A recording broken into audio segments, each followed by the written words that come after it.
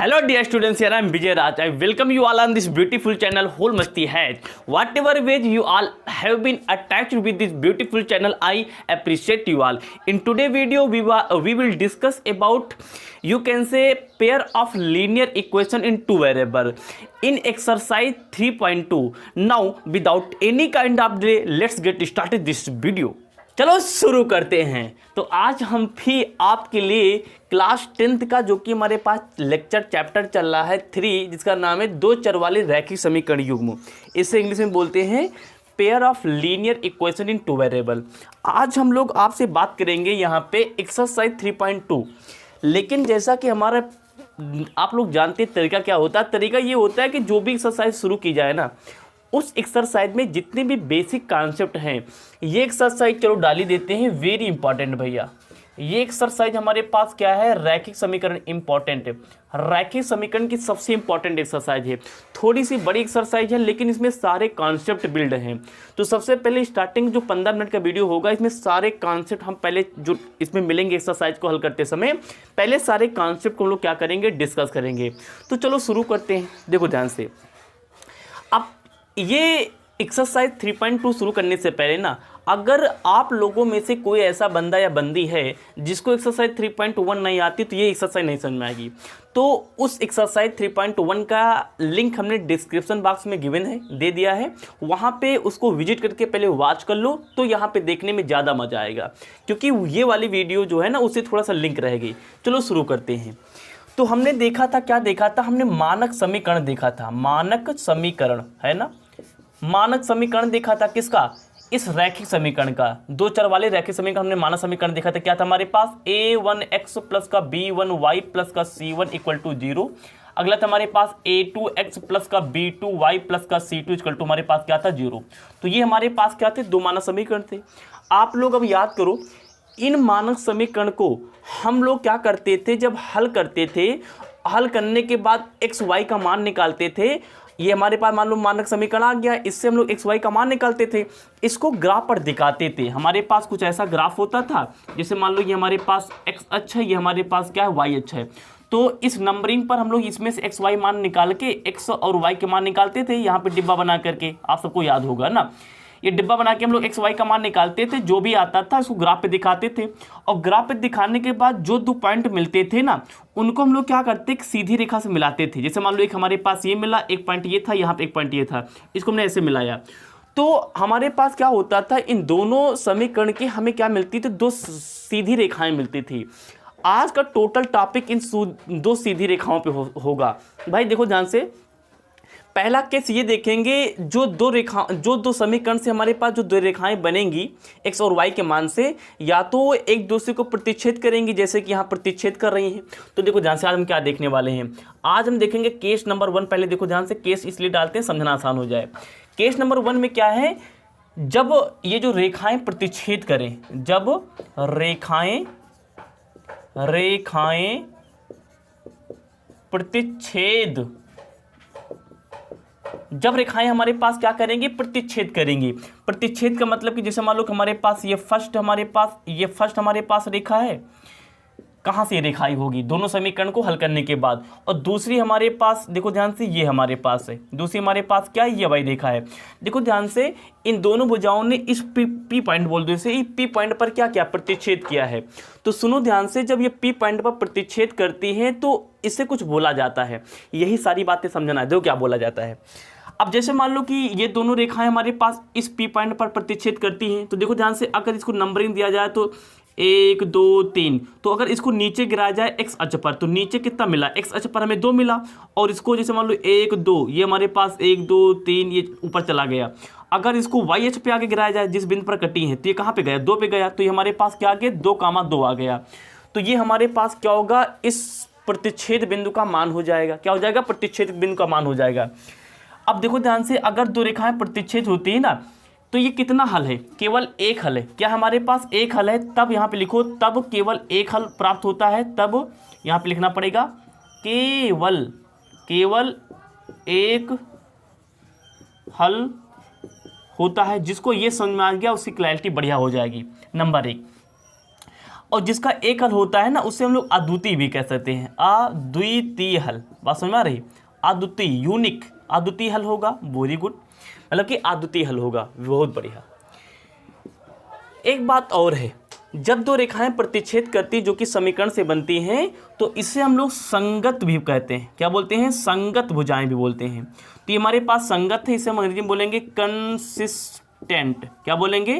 Consistent बोलेंगे। तो इतनी बातें हम चाहेंगे आप लोग क्या करो, नोट कर लो। जब दो रेखाएं प्रतिच्छेद करेंगे तो ये दोनों बातें होंगी कि केवल इसका एक ही हल होगा। सही बात है, केवल एक सिंगल पॉइंट में मिली है तो एक ही पॉइंट का तो इसको हल होगा। जिस पॉइंट पी पॉइंट पी जो बिंदु है उसके निर्देशांक निकलेंगे हमारे पास, हमने निकाल लिया, वेरी गुड। केस नंबर 2, ये भी at the same time very important है। केस नंबर 2 क्या हो सकता है? केस नंबर 2 देखो ध्यान से, जैसे मान लो ये हमारे पास एक्स अक्ष है, ये हमारे पास क्या है, वाई अक्ष है। हमने इन दोनों समीकरण से एक्स वाई के जब मान निकाला तो एक हमारे पास दो बिंदु ये मिले, दोनों रेखाओं के एक्स वाई के मान से इसको मिला दिया, और दूसरा बिंदु भी हमें ये मिले, इनको भी मिला दिया।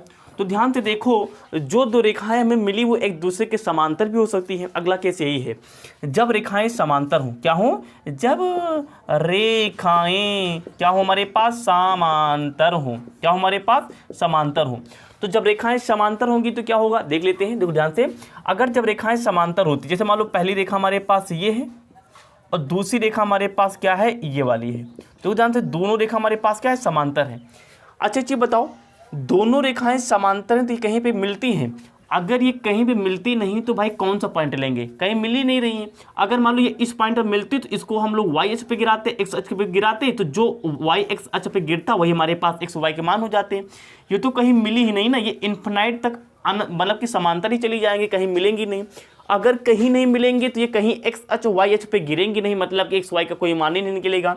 मतलब कि जब रेखाएं समांतर होंगी ना तब कोई हल नहीं होगा। पहली बात क्या है? पहली बात यह है तब हल प्राप्त नहीं होगा, हल प्राप्त नहीं होगा। बात समझ में आ रही? क्या होगा हमारे पास, हल मिलेगा नहीं, हल नहीं मिलेगा। बात समझ में आ गई? हमने ये लिख दिया। दूसरी बात, जिसका हल नहीं मिलता है ना, ध्यान समझो क्या बोल रहे हैं, जिसका हल नहीं मिलता उसे हम लोग बोलते हैं असंगत। क्या बोलते हैं हम लोग बताओ? असंगत बोलते हैं, अंग्रेजी में बोलते हैं इनकंसिस्टेंट।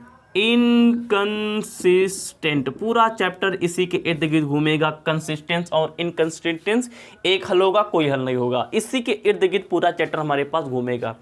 एक लास्ट केस देख लेते हैं, शायद वीडियो में यहाँ तक आ रहा होगा, यहीं तक आ रहा है, शायद वीडियो में यहीं तक आ रहा है। तो एक काम करते हैं, काम क्या करते हैं, इसको हम लोग इधर लिख लेते हैं। इसको आपने नोट ही कर लिया होगा, वेरी गुड। तो आगे देख लो ध्यान से, केस नंबर 3 क्या हो सकता है? तो केस नंबर 3 क्या हो सकता है? देखो ध्यान से, केस नंबर 3 क्या हो सकता है? केस नंबर 3 ये हो सकता है कि जैसे मान लो ये हमारे पास एक्स अक्ष, ये हमारे पास क्या वाई अक्ष है। तो केस नंबर 3 में क्या हो सकता है, मान लो कि इन दोनों समीकरण से जो पहला एक्स वाई का मान निकलेगा, इस समीकरण से एक एक्स वाई का मान निकलता है, इससे दूसरा एक्स वाई का मान निकलता है। तो जो पहली समीकरण के एक्स वाई मान निकला, मान लो वो हमारे पास ये है, ये। और मजे की बात ये है कि जब हमने क्या किया, दूसरी वाली समीकरण को हल करके एक्स वाई का मान निकाला ना, तो बिल्कुल वे सेम पॉइंट थे इसी पे। ये हमारे पास क्या था, इसी पे पॉइंट थे हमारे पास। ये देखो ध्यान से, दूसरी भी हमारे पास इसी पे आ गई, ये हमारे पास क्या आ गई, इसी पे आ गई। अब आप लोग बताओ, हम नहीं बताएंगे, इसमें कितने सोल्यूशन हो सकते हैं? भाई यहाँ पे गिरी है तो इसको नीचे गिराओ, इसको ऊपर गिराओ, एक सोल्यूशन यहाँ मिल जाएगा। यहाँ पे गिरी है, यहाँ पे भी तो टच है दोनों लाइन, जहाँ पे दोनों लाइन हमारे पास टच वहाँ पे सोल्यूशन मिलेगा। एक्स और वाई अक्ष पे गिरा लो, इसको हम लोग एक्स अक्ष पे गिराएंगे तो यहाँ एक नंबर रहेगा, ये नंबर, और वाई अक्ष पे गिराएंगे ये वाला नंबर, ये भी एक मान्य हो जाएगा। इसको हम लोग एक्स अक्ष पर गिराएंगे, इसको वाई अक्ष पे गिराएंगे तो यहाँ वाला नंबर और यहाँ वाला नंबर वो भी एक मान हो जाएगा। तो ध्यान से देखो, तो यहाँ कितनी मान हो सकते हैं? तो आंसर होगा यहाँ पे अनंत मान होंगे। कितने मान होंगे? अनंत मान होंगे। साफ साफ दिखाई भी दे रहा होगा। तो यहाँ पे लिखो, हमारे पास लिखना पड़ेगा, क्या लिखना पड़ेगा? आय हाय 3 मार्कर लेके घूम रहे हैं, बढ़िया से लिखते हैं। क्या लिखना पड़ेगा? जब दो, यहाँ पे लिख लेते हैं रेखाएं, जब दो रेखाएं क्या हो, अच्छा इसे बोलते क्या है? जैसे हम लोग यहाँ पे दोनों रेखाएं समांतर बोला, इसे प्रतिच्छेद बोला, तो इस वाली को जहाँ पे एक रेखा दूसरी रेखा पे चढ़ी होती है ना, इसे हम लोग बोलते हैं संपाती। क्या बोलते हैं हम लोग? संपाती रेखाएं। बात समझते रहना, क्या बोलते हैं? संपाती रेखाएं बोलती है, इसलिए हमने संपाती रेखाएं बोल दिया। संपाती रेखाएं होती क्या है? जैसे मान लो एक रेखा हमारे पास ये है, तो दूसरी रेखा भी क्या होगी, इसके ऊपर हमारे पास क्या होगी, आकुपाई होगी, चढ़ी होगी। ऐसे देखो ध्यान से, ये दूसरी वाली हमारे पास है, तो इसे बोलते हैं संपाती रेखा। तो इसके संपाती रेखा के बारे में बात एक क्या है, इसमें कई सारे हल होंगे ना। इसमें क्या होंगे हमारे पास, लिख सकते हो अनंत हल, अनंत हल होंगे भाई, अनंत हल होंगे। एक हल यहाँ गिरा, एक बहुत सारे हल है, तो अनंत हल होगा। बात समझ में रही, अनंत हल होगा।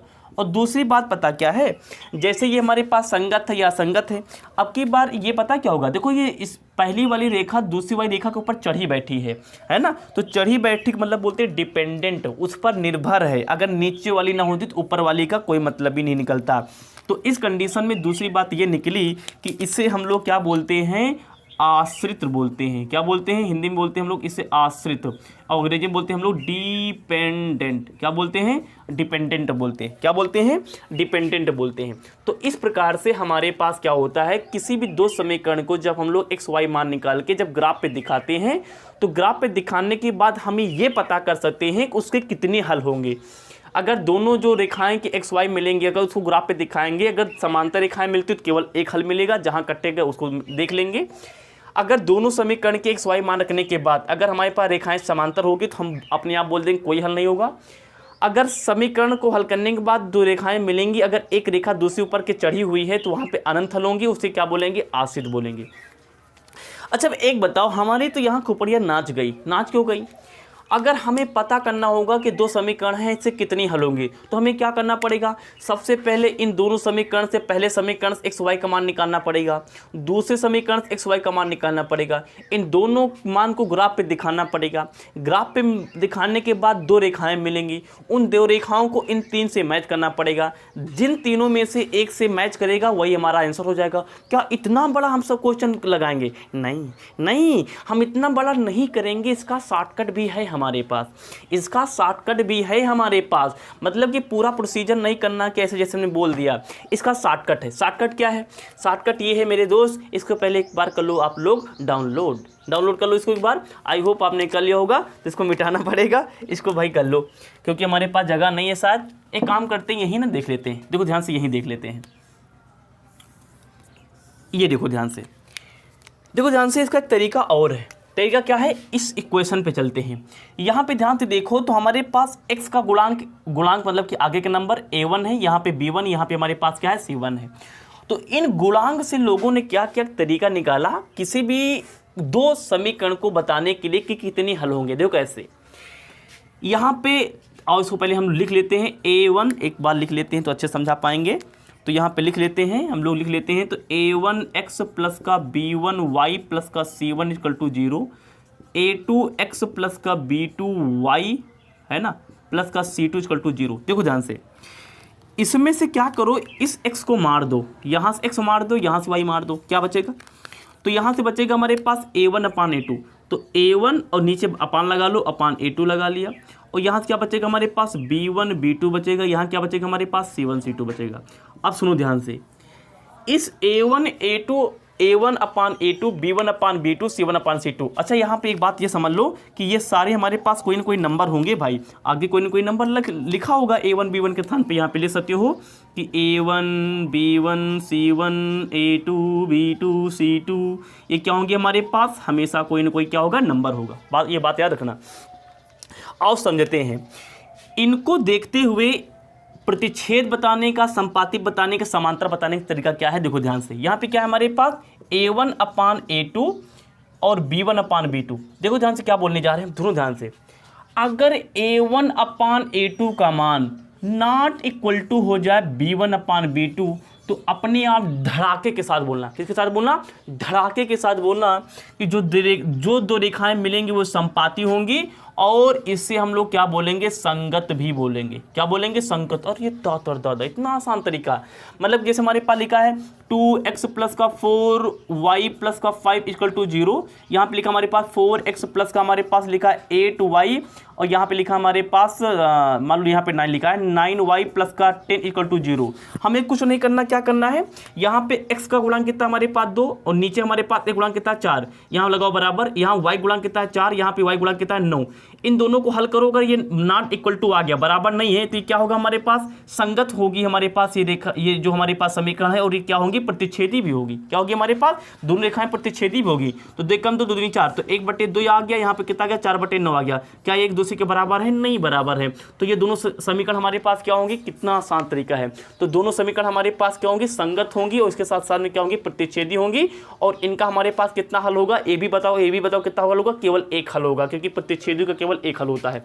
इतना आसान तरीका है, इतना आसान तरीका है, कितना गजब तरीका है, हम तो भाई मजा आ गया। अब देखो ध्यान से, ये बात समझ में आ गई होगी आपको, बहुत बढ़िया।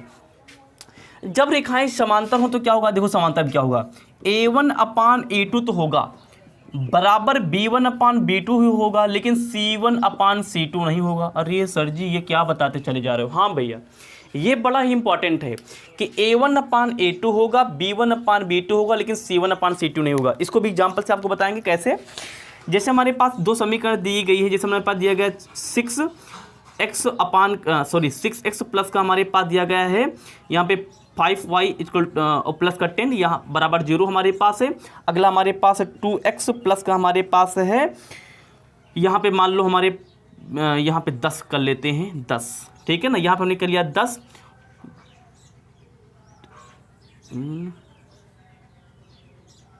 12, 4y यहाँ पे कर लेते हैं 15 बराबर 0। मान लो ये हमारे पास दोनों समीकरण है, ठीक है ना। अब ये दोनों हमारे पास समीकरण है, हमने कहा कि बताओ इन दोनों समीकरण संगत है या असंगत है, इनका एक हल निकलेगा कि अनेक हल निकलेगा। ये एक दूसरे के समांतर रेखाओं के समीकरण है, क्या है, तो कुछ नहीं करना। जो क्या करना है, इनमें से जो आगे के नंबर है उनको ऐसे रखो। कैसे रखना है, ऐसे। ये कैसे कह रखा है, देखो ध्यान से कैसे रखा है।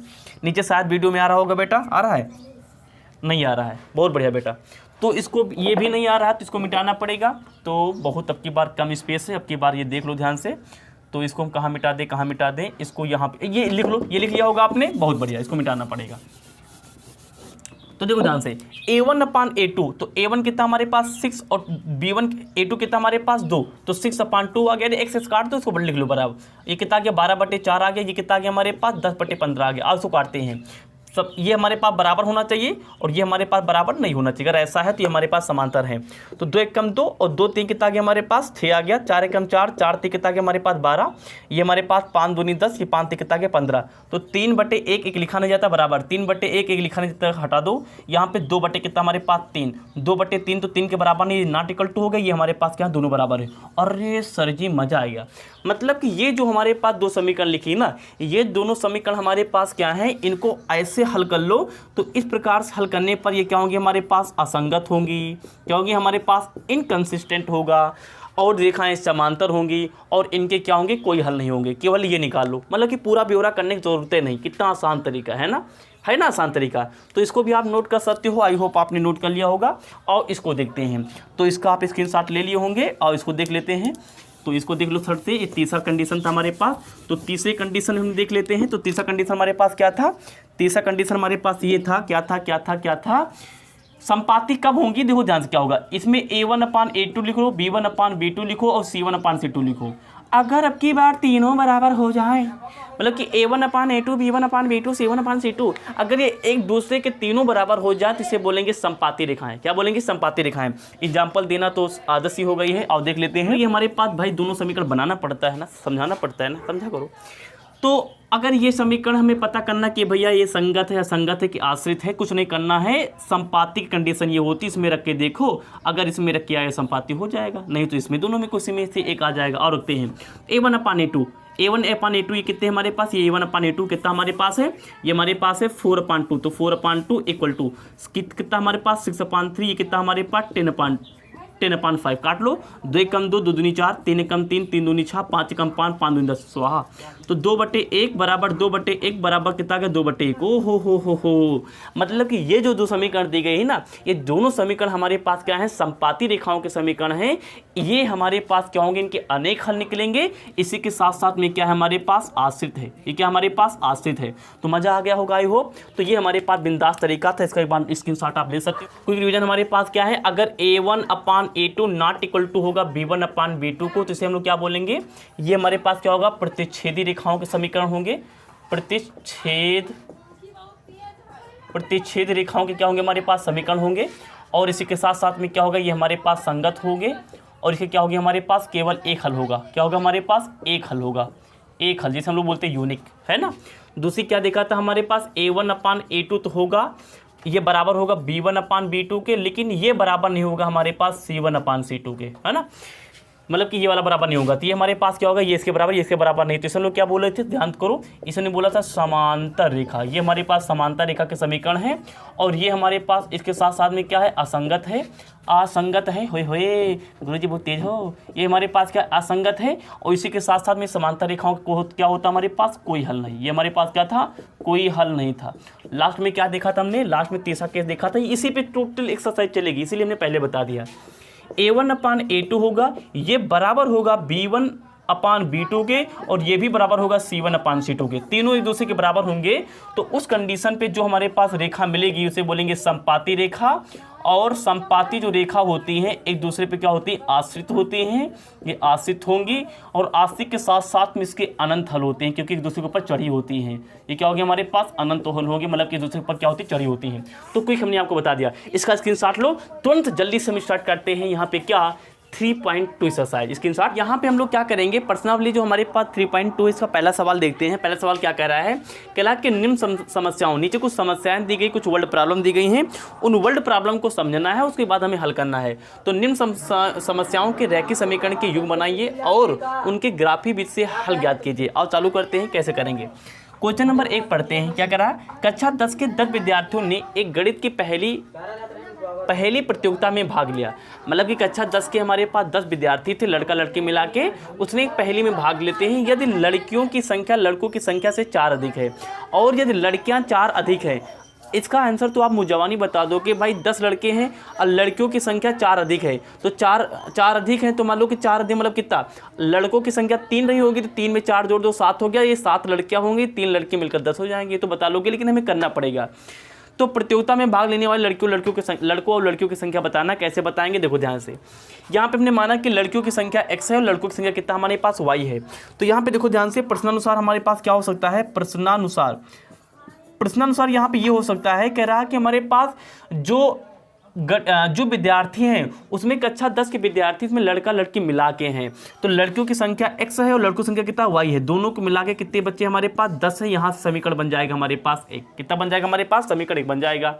उसके बाद कह रहा है कि जो लड़कियों की संख्या है, लड़कियों की संख्या कितना हमने लिया x। लड़कियों की जो संख्या है ना, कह रहा है कि प्रश्नानुसार यहाँ पे लिखा है लड़कियों की संख्या कितनी है हमारे पास, लड़कों की संख्या से 4 अधिक है। लड़के कितने हमारे पास है, लड़कों की संख्या हमारे पास y, इससे कितना हमारे पास 4 अधिक है। अधिक के लिए हम क्या लगाते हैं, प्लस लगाते हैं, समीकरण बन गया 2। अब कुछ नहीं करना है, इन दोनों समीकरण से हमें x y के मान निकाल के हमें ग्राफ पे दिखा देना है। ग्राफ पे देखेंगे कि इनका कहाँ पे कटती है, प्रतिच्छेदी होंगे, किसी किसी बिंदु पर कटेंगे और वहाँ से हम लोग मान निकाल लेंगे। चलो आओ कहानी चालू कर देते हैं हम लोग। तो उधर रख दो पानी, अभी पी लेंगे। तो देखो ध्यान से कैसे करेंगे। तो सबसे पहले हम लोग क्या करेंगे, समीकरण 1 से मान निकालेंगे। देखो ध्यान से, जैसे x + y कितना हमारे पास 10 है। यहाँ से अगर x का मान निकाले तो हो जाएगा 10 - का y। तो आओ सारे मान निकाल लेते हैं। तो सबसे पहले हम लोग क्या करेंगे, यहाँ पे ऐसे ऐसे ऐसे ऐसे, यहाँ पे x, यहाँ पे क्या है हमारे पास y। और निकालते हैं। हमने आपको पहले बोल रखा है कि यहाँ पे हमें x और y के वे मान चाहिए जो कि हमें ग्राफ के अंदर आ जाए, मतलब कि 10 के रेंज के अंदर हो। जैसे हमने यहाँ पे x से 6 बनाया था, 10 के अंदर आ जाए तो काम चल जाएगा। तो हमें y या x में से ऐसा मान लेना है कि जिससे कि इसको हल करने के बाद यहाँ पे x या y का मान जो भी मिले वो ग्राफ के अंदर, मतलब कि 10 के अंदर आ जाए। कैसे लेंगे, देखो ध्यान से। देखो ध्यान से, अगर हम लोग यहाँ पे क्या करें, इस y का मान 6 ले लें। कितना ले लें, अपनी मर्जी चलेगी। अगर y का मान 6 ले लेंगे तो यहाँ पे 6 और 10 में से 6 कितना बचा, 4। तो किसका मान 4 हो जाएगा, किसके बराबर है, x। तो x कितना है हमारे पास 4, कितना के हमारे पास 4 आ गया। y का मान कितना ले लो, 4 ले लो। y का मान 4 लेंगे तो y का मान देखो यहाँ पे 4 ले लिया, y का मान मानना पड़ेगा। तो 10 से 4 गया, कितना बचा 6। किसका मान 6 हमारे पास, x का मान ये हमारे पास 6 आ गया। हमारे पास ये समीकरण ये बन गया हमारे पास, ठीक है ना। किसका था हमारे पास, ये समीकरण 1 का था, ये हमारे पास x + y = 10 का है ना। और अच्छा, इसका भी निकाल ली था मैं, इस वाले समीकरण को निकाले, समीकरण 2 का निकाल लो। देखो कैसे निकालेंगे। तो यहाँ पे देखो ध्यान से, तो ये हमारे पास x, ये हमारे पास क्या है, y है। y का ऐसा मान रखो कि जो बढ़िया बन जाए। देखो ध्यान से, अगर y का मान 2 रखते हैं तो x कितना हो जाएगा, 2, 4 और 2 कितना होगा, 6 हो जाएगा। तो हमारे पास 2 रखने पे 6 की कंडीशन आ गई। और देखो ध्यान से, अगर हम लोग यहाँ पे क्या करें, अगर हम लोग यहाँ पे के बार y का मान कितना रख ले, 1 रख ले, तो 1 4 और 1 कितना हो गया हमारे पास 5, तो x मान कितना हो गया हमारे पास 5 हो गया। सारे मान निकाल लेते हैं। तो सबसे पहले समीकरण 1 का मान यहाँ पे रखते हैं। देखो ध्यान से, x पे प्लस का 4, ये हमारे पास x अक्ष होती है, हमारे पास y अक्ष होती है। तो x पे प्लस 4, प्लस की दुनिया ये है, माइनस की दुनिया ये है x अक्ष पर। तो x पे प्लस का 4 हमारे पास कहाँ मिलेगा, यहाँ पे मिलेगा। चलो ब्लैक कलर यूज कर लेते हैं। तो यहाँ पे x पे 4 आ गया, और उसी कंडीशन पे y पे 6 जाना, प्लस का 6 है हमारे पास, तो प्लस की दुनिया ये है y पे। तो यहाँ पे देखो ध्यान से, x पे 4 आ गया, y पे कितना जाना हमारे पास 6, ये गए ये गए ये गए, यहाँ पे आ गया। ये हमारे पास कितने कामा है, 4 कामा 6, ये यहाँ पे लिख लो 4 कामा कितना हमारे पास 6 है, ठीक है ना, इतना बना लिया। उसके बाद क्या करेंगे हम लोग, ये वाला निशान यहाँ फिट करेंगे, x पे 6 जाना है, तो ये हमारे पास x पे हमने यहाँ पे कहाँ चलेंगे, 6 चले गए, और y पे कितना जाना है हमारे पास 4, तो y पे हमारे पास ये अक्ष है, 4 के सामने, 4 का सामना हमारे पास ये होगा x के नीचे बिल्कुल, तो x के नीचे और 4 के बिल्कुल ऊपर। बिल्कुल सही लिखोगे तो हमारे पास सही आएगा, उधर अदरवाइज गलत हो जाएगा। तो 6 कामा 4 हो गया हमारे पास, ये कितना हो गया, 6 कामा कितना हो गया 4 हो गया। जो 2 पॉइंट मिले उनको मिला दो, तो जो 2 पॉइंट मिल गए हमारे पास, ये मिले हुए पॉइंट इसको हमने क्या क्या मिला दिया। तो ये जो मिलाने के बाद जो रेखा मिली, ये किस समीकरण के, यहाँ पे समीकरण भी लिखना पड़ेगा, किस समीकरण की रेखा हमारे पास है, ये x + y = 10 हमारे पास क्या है, इस समीकरण का हल है। लिख लिया। और दूसरे समीकरण का हम लोग यहाँ पे नंबर ही दिखाते हैं। x पे प्लस का 6 जाना है, ये हमारे पास x की दुनिया प्लस का 6 चला गया। y पे 2 जाना है, तो y की दुनिया ये हमारे पास y पे 2, मतलब कि यहाँ कहीं पे आएगा, हमने लगा लिया। उसके बाद हमें कहाँ जाना है भाई, x पे 5 जाना है, तो x पे 5 हमारे पास यहाँ पे मिलेगा, तो x पे 5 चले गए, तो x पे 5 गए, यहाँ पे x पे 5 गए, तो y कितना जाना हमारे पास 1, तो x पे 5 चले गए, और y पे कितना जाना हमारे पास 1, तो हमने यहाँ पे लेके चले गए, कहाँ लेके चले गए, यहाँ पे। तो ये हमने यहाँ पे, तो x पे 5 चला गया, तो y कितना जाना हमारे पास 1, सॉरी फिर से देख लेते हैं। देखो ध्यान से, हमारे पास x पे हमारे पास 6 गए थे, हमने x पे 6 चला गया, तो y कितना जाना था 2, तो 2 y पे चले आए। x पे 5 जाना था, तो x पे 5 यहाँ पे मिलेगा, तो y पे 1 गए हम लोग, कितना गए हम लोग, y पे 1, तो y पे 1 मतलब कि यहाँ कहीं पे, ठीक। अब की क्या करेंगे, अब हम इन लोगों को क्या करेंगे, यहाँ पे मिला देंगे, और मिला लेते हैं। तो इसको हम लोग मिलाएंगे, तो ये देखो ध्यान से, इसको हम लोग ऐसे मिला लेंगे, ये हमारे पास से मिल जाएगी,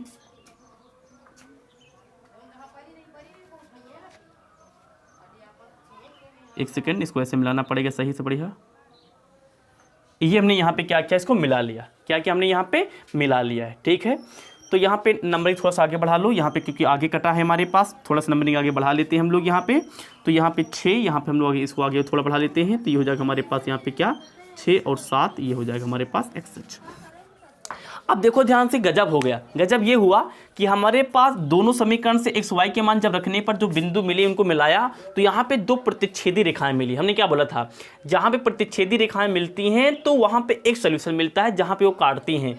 तो उन्होंने इस बिंदु पर काटा, तो इस बिंदु को x अक्ष पे गिराओ, इस बिंदु को y अक्ष पे गिराओ, जहाँ पे दोनों गिरेंगे वही हमारे पास क्या हो जाएंगे, x और y के मान हो जाएंगे। हा हा हा हा। तो गिरा लो। तो देखो ध्यान से, अब हम एक मार्कर और यूज कर लेते हैं। एक मार्कर साथ यहाँ पे रखा है हमारे पास, ये देखो ध्यान से। तो देखो और गिराते हैं, तो हमने क्या किया, इसको आगे गिराओ, तो देखो ध्यान से आगे कहाँ गिरेगा, ये देखो ध्यान से, एकदम बढ़िया सीधा सीधा मिलाना है। ये हमने यहाँ पे मिला लिया, और नीचे कहाँ गिरा हमारे पास, ये देखो ध्यान से कितने गिरा, 7 भी गिरा। तो यही हमारे पास क्या हो जाएंगे, मान हो जाएंगे। देखो ध्यान से मान निकाल लो, यहाँ पे देखो कौन कौन सा मान आ गया। तो हमारे पास देखो ध्यान से, x अक्ष पर हमारे पास कौन सा मान है, x अक्ष पर कहाँ गिरा, 7, तो ये हमारे पास 7 आ गया। और y अक्ष हमारे पास ये है, y अक्ष पे कितना गिरा हमारे पास 3, तो y अक्ष पे कितना गिरा हमारे पास 3, ये कितना गया 3 आ गया। वैसे तो हमने माना था कि x का मान कितना हमारे पास है, x की कौन संख्या, तो लड़कियों की संख्या, तो x का मान तो निकल आया ना यहाँ पे 7। तो यहाँ पे लिखो लड़कियों की संख्या कितना हो जाए हमारे पास, लड़कों की संख्या कितनी हमारे पास है, बराबर 7, और लड़कों की संख्या क्या हमारे पास है, लड़कों की संख्या हमारे पास कितनी हो जाएगी, हमारे पास ये 3 है हमारे पास। देखो ध्यान से, सवाल भी सही कर रहा है। टोटल 10 विद्यार्थी से 7 3 को जोड़ो को 10 आ जाएगा, और वहाँ पे लड़कियों की संख्या लड़कों की संख्या से 4 अधिक थी।